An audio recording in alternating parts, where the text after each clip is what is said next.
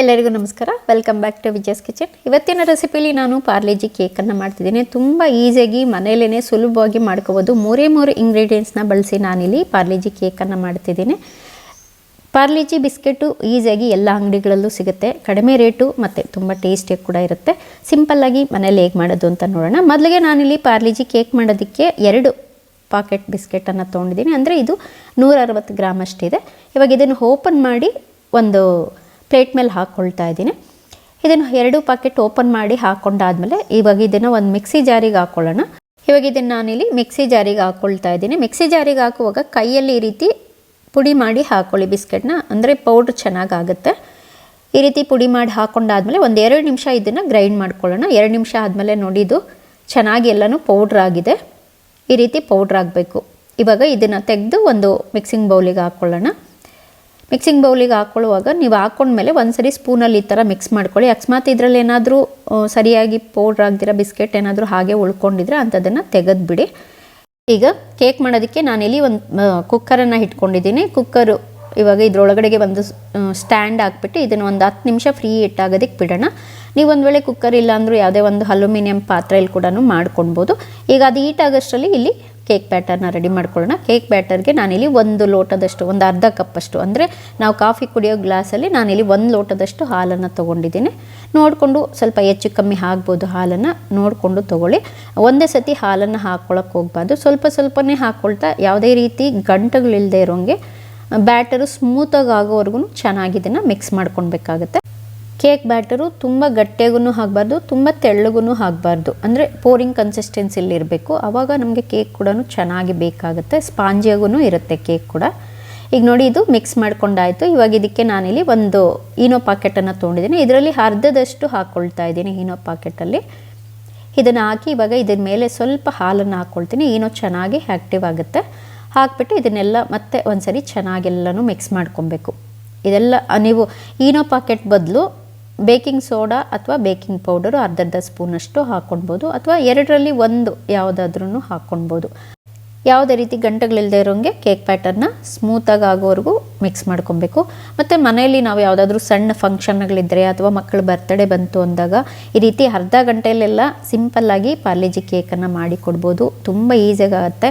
ಮತ್ತು ಪಾರ್ಲೆಜಿ ಬಿಸ್ಕೆಟ್ ಕೂಡ ಅಷ್ಟೇ ಎಲ್ಲ ಅಂಗಡಿಗಳಲ್ಲೂ ಈಸಿಯಾಗಿಯೇ ಸಿಗುತ್ತೆ. ನಮಗೆ ತುಂಬ ಸಿಂಪಲ್ಲಾಗೂ ಆಗುತ್ತೆ, ಟೇಸ್ಟ್ ಕೂಡ ಇರುತ್ತೆ. ಈಗ ನೋಡಿ ಇದು ಬ್ಯಾಟರ್ ಎಲ್ಲ ಮಿಕ್ಸ್ ಮಾಡ್ಕೊಂಡಾಯಿತು. ಇವಾಗ ನಾನು ಕೇಕ್ ಪ್ಯಾನ್ಗೆ ಒಂದು 2ರಿಂದ 3 ಡ್ರಾಪಷ್ಟು ಎಣ್ಣೆನ ಹಾಕ್ಕೊಂಡಿದ್ದೀನಿ. ಹಾಕಿ ಇದನ್ನು ಸ್ಪ್ರೆಡ್ ಮಾಡ್ಕೊಳ್ಳೋಣ. ಇವಾಗ ಇದಕ್ಕೆ 1-2 ಟೀ ಸ್ಪೂನಷ್ಟು ಮೈದಾ ಹಿಟ್ಟನ್ನು ಹಾಕ್ಕೊಂಡು ಡಸ್ಟಿಂಗ್ ಮಾಡ್ಕೊಳ್ತಾ ಇದ್ದೀನಿ. ಮೈದಾ ಹಿಟ್ಟಾಗಲಿ ಗೋಧಿ ಹಿಟ್ಟಾಗಲಿ ಯಾವುದಾದ್ರೂ ಹಾಕ್ಕೊಳ್ಬೋದು. ಒಂದು ವೇಳೆ ಕೇಕ್ ಪ್ಯಾನು ಅಷ್ಟೇ ನೀವು ಯಾವುದೇ ಒಂದು ಸಿಲ್ವರ್ ಬೌಲ್ ಇತ್ತು ಅಂದರೆ ಅದರಲ್ಲಿ ಕೂಡ ಮಾಡ್ಕೋಬೋದು, ಅಥವಾ ಸಣ್ಣದು ಕುಕ್ಕರ್ ಬರುತ್ತೆ, ಕುಕ್ಕರ್ಗೆ ಕೂಡ ನೀವು ಇದೇ ಥರನೇ ಡಸ್ಟಿಂಗ್ ಎಲ್ಲ ಮಾಡಿಕೊಂಡು ಒಂದು ತವಾ ಬಿಸಿ ಮಾಡಿ ಆ ತವಾ ಮೇಲೆ ಕುಕ್ಕರ್ನ ಇಟ್ಟರೆ ಅದರಲ್ಲಿ ಕೂಡ ಕೇಕ್ ಈಸಿಯಾಗಿ ಮಾಡ್ಕೋಬೋದು. ಇವಾಗ ನೋಡಿ ಇದು ಡಸ್ಟಿಂಗ್ ಎಲ್ಲ ಆಯಿತು.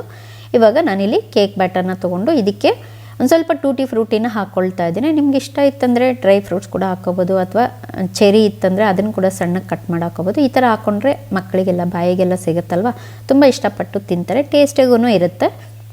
ಹೇಗಿದು ಈ ಬ್ಯಾಟರ್ನ ನಾವೇನು ಡಸ್ಟಿಂಗ್ ಮಾಡ್ಕೊಂಡಿದ್ದೀವೋ ಆ ಕೇಕ್ ಪ್ಯಾನ್ಗೆ ನಾನು ಇದನ್ನು ಮಧ್ಯದಲ್ಲಿ ಹಾಕ್ಕೊಳ್ತಾ ಇದ್ದೀನಿ. ಈ ರೀತಿ ಹಾಕ್ಕೊಂಡ್ಬಿಟ್ಟು ಇವಾಗ ಇದನ್ನು ನೀವು ಒಂದು 2ರಿಂದ 3 ಸರಿ ಚೆನ್ನಾಗಿ ಟ್ಯಾಪ್ ಮಾಡ್ಕೊಬೇಕಾಗತ್ತೆ. ಒಂದು ವೇಳೆ ಏನಾದರೂ ಏರ್ ಗ್ಯಾಪ್ಸ್ ಇತ್ತಂದರೆ ಇದೆಲ್ಲನೂ ಚೆನ್ನಾಗಿ ಫಿಲ್ ಆಗುತ್ತೆ. ಈಗ ಇದ್ರ ಮೇಲೆ ಕೂಡ ನಾನು ಸ್ವಲ್ಪ ಟೂಟಿ ಫ್ರೂಟಿನ ಹಾಕ್ಕೊಳ್ತಿದ್ದೀನಿ. ಡ್ರೈ ಫ್ರೂಟ್ಸು ಇಷ್ಟ ಆಯ್ತಂದರೆ ಅದನ್ನು ಕೂಡ ಹಾಕೋಬೋದು, ಅಥವಾ ಚೆರಿ ಇಷ್ಟ ಆಯ್ತಂದರೆ ಚೆರಿ ಕೂಡ ಹಾಕ್ಕೊಳ್ಬೋದು ನೀವು. ಈ ರೀತಿ ಹಾಕ್ಕೊಳ್ಳೋದ್ರಿಂದ ಈ ಕೇಕ್ ಆದಮೇಲೆ ಕೂಡ ನೋಡೋದಕ್ಕೆ ತುಂಬಾ ಚೆನ್ನಾಗಿ ಅನಿಸುತ್ತೆ. ಈಗ ನೋಡಿ ಇದು ಆಯಿತು. ಇವಾಗ ನಾವೇನು ಬಿಸಿ ಮಾಡೋದಕ್ಕೆ ಇಟ್ಟಿದ್ವಿ ಕುಕ್ಕರ್ ಒಳಗಡೆಗೆ, ಇದಕ್ಕೆ ಈ ಕೇಕ್ ಪ್ಯಾನನ್ನು ಇಟ್ಕೊಳ್ತಾ ಇದ್ದೀನಿ. ಇಟ್ಕೊಂಡು ಇವಾಗ ಇದಕ್ಕೆ ಕುಕ್ಕರ್ ಲಿಡ್ ಏನಿದೆ ಅದಕ್ಕೆ ರಬ್ಬರು ಮತ್ತು ವೆಯ್ಟನ್ನು ತೆಗೆದುಬಿಟ್ಟು ಒಂದು ಅರ್ಧ ಗಂಟೆ ಇದನ್ನು ಲೋ ಫ್ಲೇಮ್ನಲ್ಲಿಟ್ಟು ಕುಕ್ ಆಗೋದಕ್ಕೆ ಬಿಡಬೇಕು. ಒಂದು ವೇಳೆ ಒಂದು 5-10 ನಿಮಿಷ ಹೆಚ್ಚು ಕಮ್ಮಿ ಆಯಿತು ಅಂದರೆ ಕೇಕ್ ನೋಡಿಕೊಂಡು ನೀವು ಮತ್ತೆ ಕುಕ್ ಮಾಡ್ಕೋಬೇಕಾಗತ್ತೆ.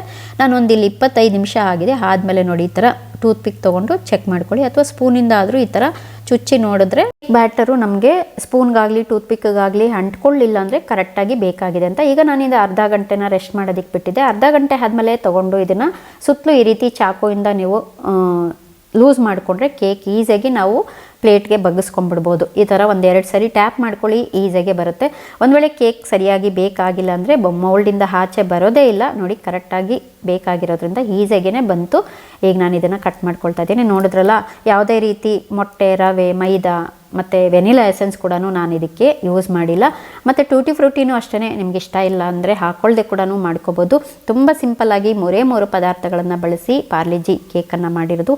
ಸಿಂಪಲ್ಲಾಗಿ ಯಾವುದೇ ಒಂದು ಫಂಕ್ಷನ್ನೇ ಆಗಲಿ ಮನೇಲಿ ಅಥವಾ ಮಕ್ಕಳ ಬರ್ತಡೇ ಬಂತು ಅಂದ್ರೂ ನಾವು ಈಸಿಯಾಗಿ ಅರ್ಧ ಗಂಟೆಲೆಲ್ಲ ಈ ಕೇಕನ್ನು ready ಮಾಡ್ಕೊಬಿಡ್ಬೋದು.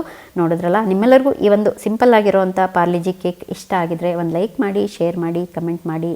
Thank you for watching.